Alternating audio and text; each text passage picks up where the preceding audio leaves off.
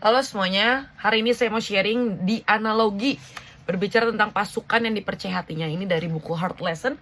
Ini buku Overcomer, berisi analogi-analogi yang Tuhan curahkan ke tim kami. Dan di dalam buku ini jelaskan ada 3 respon yang berbeda ketika Tuhan mempercayai hatinya. Respon orang yang pertama, dia merasa dia udah kenal Tuhan, dia udah merasa dia udah deket gitu sama Tuhan. Tapi ketika hati itu dipercayakan ke orang ini, seketika tangannya transparan, seolah-olah transparan. Kenapa? Karena dia tidak bisa menampung hatinya Tuhan. Justru hatinya Tuhan jatuh lagi. Dan dia tetap berusaha, tapi gak pernah bisa. Tetap gak pernah bisa, ya. Dan ya dia udah begitu aja.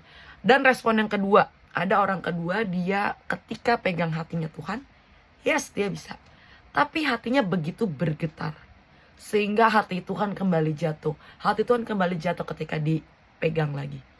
Tapi berbeda dengan respon reaksi yang ketiga. Yang ketiga ini bergetar, tapi dia nggak cuman taruh lagi di tangan, nggak cuman pegang lagi, tapi dia benar-benar mengeratkan tangannya, menggenggam gitu, gimana ya, mengeratkan tangannya sehingga even dia bergetar, even hatinya atau tangannya bergetar, ya nggak akan jatuh hatinya karena benar-benar didekap. Dan satu respon ini yang harus kita pelajari, bahwa dia minta tolong ke Tuhan. Dikatakan berapapun harganya Tuhan, jika itu seluruh hidupku even, asal aku dipercayakan hatimu dan hati gembalaku. Itu adalah doanya. Seketika hati tangannya udah gak bergetar lagi. Apa yang membedakan gitu? Orang yang pertama, dia seolah-olah mengenal Tuhan, tapi sebenarnya dia jauh dari mengenal Tuhan. Lebih tepatnya, dia itu menebak hati Tuhan. Siapa sih yang mau ditebak gitu? Kita aja pengennya sesuai dengan apa yang kita mau, terlebih Tuhan gitu. Dan menebak hati Tuhan itu sikap hati yang gembala kami gak pernah ajarin. Karena gembala kami selalu memberikan surprise yang terbaik buat raja segala raja. Dan itu yang membuat orang ini mengandalkan kekuatannya sendiri, membuat ia tidak bisa dipercayakan hati Tuhan.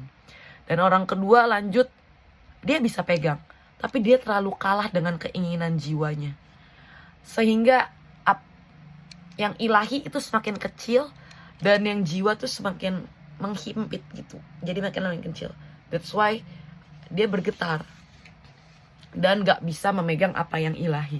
Tapi berbeda dengan orang yang ketiga. Orang yang ketiga mungkin dia bergetar, tapi dia benar-benar tahu bahwa kalau pakai kekuatan sendiri, ini kayak orang pertama, kedua nih akan jatuh lagi.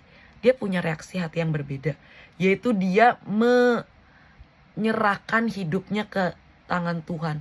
Dia berserah ke Tuhan, bahwa bukan dengan kekuatannya dia bisa melakukan, tapi hanya dengan bantuan kekuatan Tuhan yang mampu membantu ini semua gitu. Dan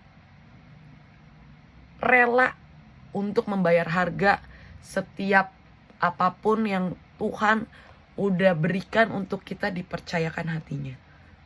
Pertanyaannya, sekarang saat ini kita ada di titik mana?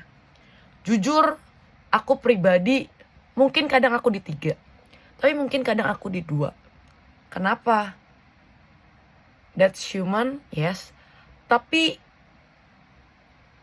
bukan hal yang lumrah atau yang harus dibiasakan untuk kita terus yang pakai kekuatan sendiri, terus keinginan jiwa lebih dari apapun.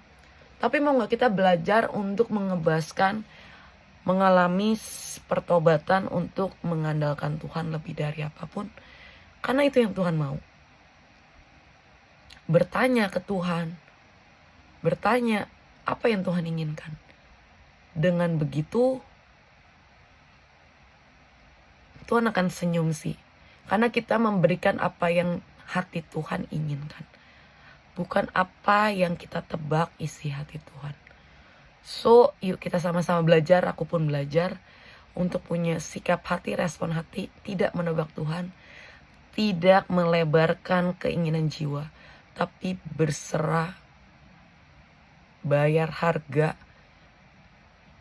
menginginkan Tuhan, bertanya ke Tuhan lebih dari apapun.